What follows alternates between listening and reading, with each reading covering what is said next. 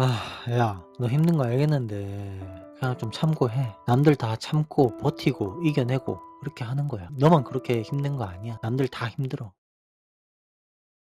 한국은 최근 기준으로 OECD 안에서 자살률이 가장 높은 나라입니다. 인구 10만 명당 20명대를 오르내리고 있고 OECD 평균의 거의 2배 가까운 수준이라고 할 수 있습니다. 하루 평균으로 환산을 해보면 약 40명, 정확히는 40명 안팎의 생명이 스스로 자살합니다. 청년층에서는 자살이 사망 원인 1위라는 사실이 상당히 익숙해 보이기도 합니다. 그런데 절대 가벼이 들을 수 없습니다. 2024년 통계에 따르면 40대에도 자살이 암을 제치고 사망 원인 1위가 있었다는 보도가 이어졌습니다. 그런데 자살이 일어나는 이유가 뭘까요? 제 개인적인 생각에는 정신건강이 중요하다고 생각하는 수준이 매우 낮기 때문입니다. 처음 시작할 때 말씀드렸죠. 원래 그래. 너만 힘든 거 아니야. 이겨. 특히나 한국에서는 감정 표현을 절제하는 것이 바로 성숙함, 강함 이러한 것과 연결되는 문화가 굉장히 강합니다. 흔한 말로 참아라, 버텨라, 남들도 다 한다가 정서적인 규범이 되어버렸죠. 그래서 우울을 느낀다는 것 그 자체를 마치 약함, 그러니까 마치 내가 나약함으로 낙인 찍힌다고 할 수 있습니다.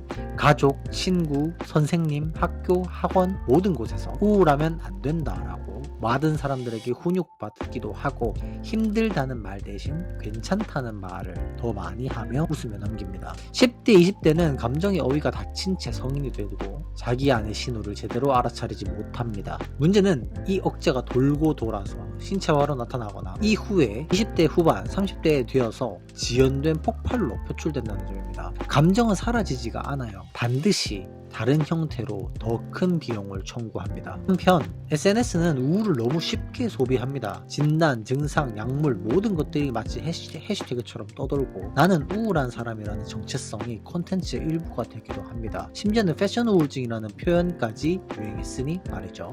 지금 보여주는 유튜브 화면입니다. 패션 우울증을 검색하기만 했는데도 너무나도 많이 나옵니다. 우울증을 하나의 컨텐츠로 소비하고 있다는 말입니다. 정확한 이해가 아니라 도움을 받아야 하는 사람이 전문적인 도움을 놓치게 만들고 있습니다. 우리는 이러한 비밀스러운 억제나 뭔가 피상적인 과시라는 이러한 부분에서 대한민국은 정신건강이 나아가야 하는 방향성을 잃고 있다는 겁니다. 특히나 청소년 시기에는 이러한 특별함에 취하는 경우가 너무나도 많습니다. 나는 남들과는 다르고 나는 특별하다고 생각할 수 있게 됩니다. 굉장히 다양한 형태로 나타나지만 특히나 우울증 혹은 이중인격이 될 수도 있겠죠.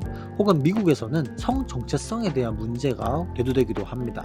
해당 문제는 매우 심각합니다. 특히나 10대의 경우 바람 앞에서 흔들리는 촛불과도 같기 때문에 조금이라도 외부 환경에 노출된다면 자신의 줏대나 정서적인 확신이 아니라 외부 요인에 의해서 움직이는 경우가 매우 흔하기 때문입니다. 그렇다면 우울감과 우울증은 어떻게 구분할 수 있을까요? 우울감은 누구나 느끼는 정서입니다. 상실, 실패, 과로, 계절 변화에도 우울감을 느낄 수 있습니다. 보통은 시간을 두고 서서히 회복합니다. 반면에 우울증, 그러니까 주요 우울장애, 지속기간, 강도, 기능 저하, 신체 증상, 반복성 등 진단 기준을 정확하게 충족할 때 쓰이는 질환 중 하나입니다. 일상 기능이 무너지고 의욕, 수면, 식욕, 속도, 죄책, 죽음 사고 등 굉장히 여러 부분에서 동시다발적으로 나타납니다. 즉 힘들다고 말하는 건 약함이 아니라 신호라는 겁니다. 우리나라의 이러한 구조적인 문제는 매우 심각합니다. 격차와 경쟁, 고용적인 불안, 돌봄의 사각지대, 장시간의 노동, 학업, 취업, 조기 경쟁, 1인 가구의 증가, 지역별 돌봄 접근성 격차 등 우리나라가 선진국의 반열에 올랐다고 뉴스에서 그리고 유튜브에서 자랑스럽게 말하지만 아직까지도 지방 소도시의 경우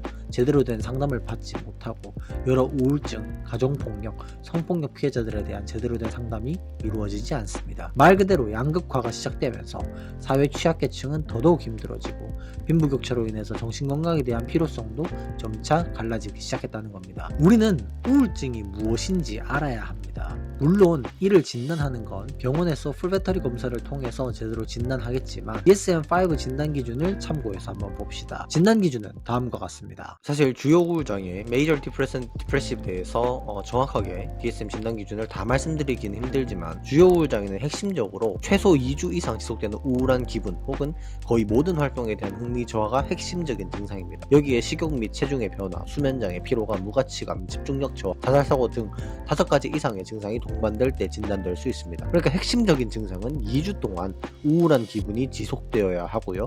흥미 또는 즐거움이 감소되어 있어야 한다는 겁니다. 또한 식욕 및 체중 변화, 수면 장애, 정신운동성 초조, 피로감, 무가치감, 집중력 저하, 자살 사고 등 이러한 것들이 5가지 이상 동반될 때 진단될 수 있습니다. 처음부터 지금까지 이야기하고 있지만 우리나라는, 그러니까 대한민국은 마치 감정을 숨기고 절제하고 참고 이겨내고 버텨내는 것이 하나의 덕목이자 학생이 가져야 할, 그러니까 지성이 높은 굉장히 훌륭한 사람이 가져야 할 하나의 덕목이라고 생각합니다. 그런데 그것은 사실이 아닙니다. 우울감은 혼자서 극복하기 너무나도 힘든 감정 중 하나이고 많은 사람이 극복하지 못해서 죽음으로 몰아가는 끔찍한 병 중의 하나입니다. 그럼에도 불구하고 가족, 친구, 연인 혹은 학교, 학원 모든 곳에서 10대, 20대를 보호하지 않고 우울하다고 얘기하는 친구를 별나다고 얘기하거나 혹은 우울감을 쉽게 소비하는 모습은 가히 버티기가 힘듭니다.